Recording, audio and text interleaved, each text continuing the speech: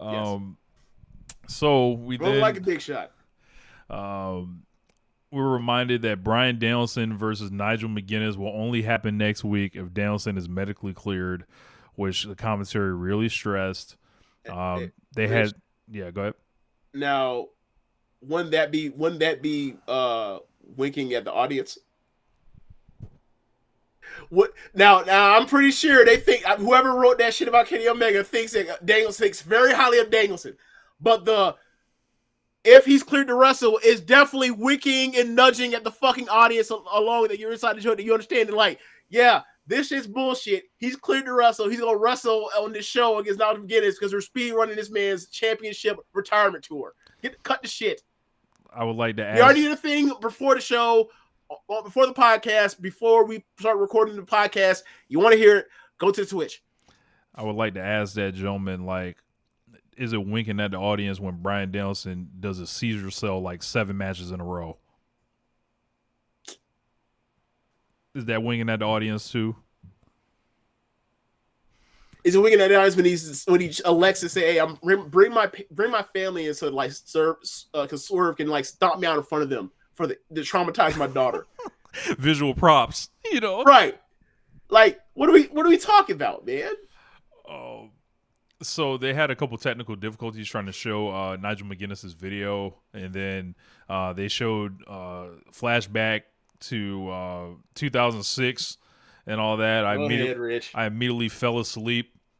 And they talk about all the wars with the champions Mark Briscoe, Roderick Strong, Jay Lethal, Jerry Lynn, and all of them giving their thoughts. Strong said Nigel has always been Nigel's worst enemy. Nigel said that he himself, he said he's the best wrestler in the world, not Bryan Danielson. I kind of had a question that like has nothing to really do with this, but like a larger point on Danielson. So the fact that he's not signed to a contract, is that why they have to keep doing the like in these builds and kind of matches they're doing these angles to like write him off of television or leaning very heavily on the other person to carry this stuff?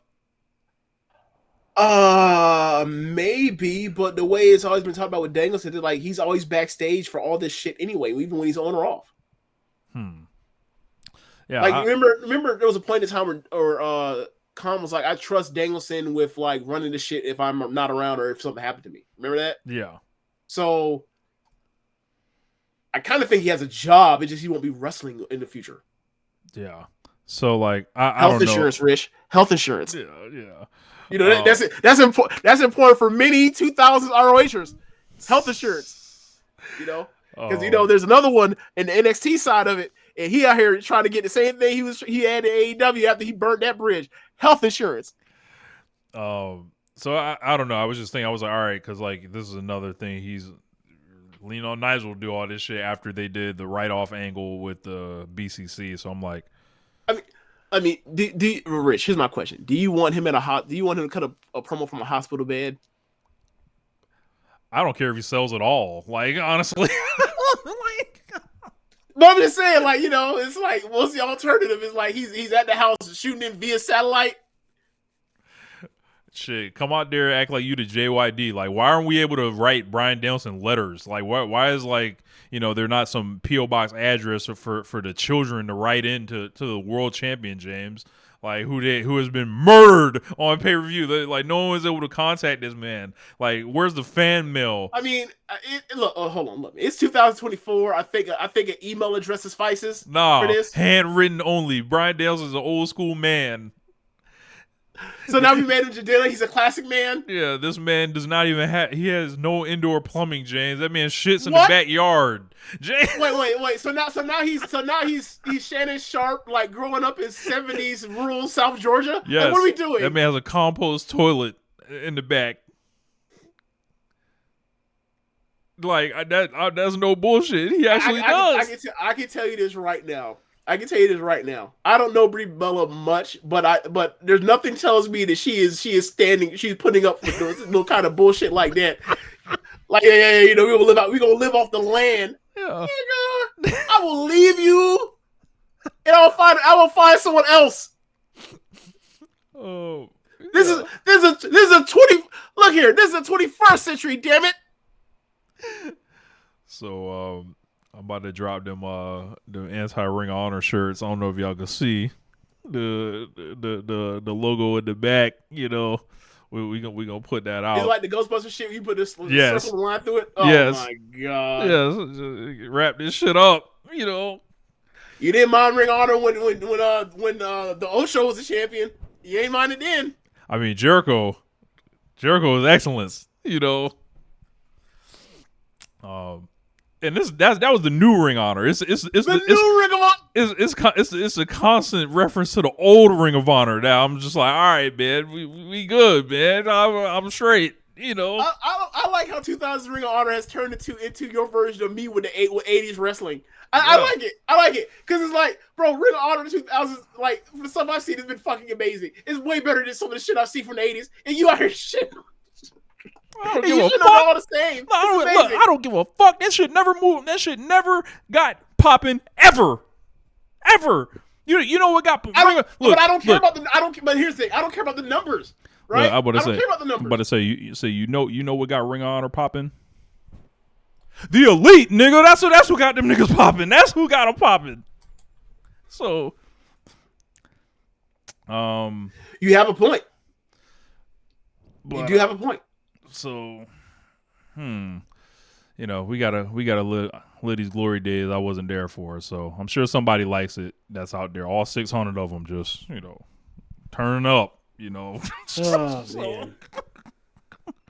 But let's see what we got next. At Rich Lotta 32. Do not the other answer according to 1H Radio. Do not. That's him. Like I get what he's coming from. I don't have that same level of frustration, but I do think it's funny. Yeah, you know, and now I'm gonna lean in. Like now I'm gonna make it funny or whatever. I'm like, what 5'10" white nigga are they rolling out next? Ooh. Because James, but I do know that there's open challenge for the TNT title. I was just about to bring that up, and I thought to myself like, that might be time for Kenny Omega. You stupid. No, because like, hey, who he training and all that, but they're not gonna bring him back on Collision. They gonna. Oh, that's on Collision. Okay, never mind. But I saw Jack Perry's doing open challenge. James dropped it in the chat today and was like, who could it be? And immediately I just decided to, all right. Maybe it's somebody from the Ring of Honor roster from the mid 2000s. That seems to always be the answer. Maybe it's Austin. I mean, it was RVD. It was RVD once. Maybe it's Austin Aries. Maybe he's able to walk through. Maybe it's Delirious. Delirious. Roger Strong's already booked, so it can't be him. Maybe it's Davey Richards. Maybe Rocky Romero is itching for his shot at the TNT belt. I think you just announced that. I don't think you put that as a surprise. You're like, nigga been backstage for weeks. Eric Stevens, come on down, unretire. El Generico, can you come out the orphanage? Where you at? Chris Hero, he backstage too. When is Owen's contract up? End of the year, maybe. Okay, not him then. Larry Sweeney. Adam Pearce, he works on the other joint. Let's see, Pele Primo, Jimmy Jacobs, he's backstage. He's still there? I believe so. The Necro Butcher, can we bring him out? For Jack Perry. Ruckus, Jigsaw, Brent Albright. Shane Hagedorn, Bobby Dempsey. I feel bad because I don't know if all these people are still alive. I don't know. Joey Matthews, Julia Smokes.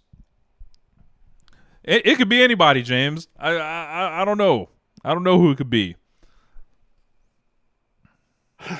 You got the names? Jack Evans. Oh my God, we have. Remember when he was doing this shit by who locked him in Mexico? Did we ever find the resolution on that one? No. Okay. We did not. Okay. Adam Cole would be a nice surprise, but I heard he's in rough shape, so I don't know. God damn, still? Yeah, like that man, whole shit shattered. Is this? Are the bones not healing? Bruh, look, I would be at this rate, they might have to cut that foot off, bitch.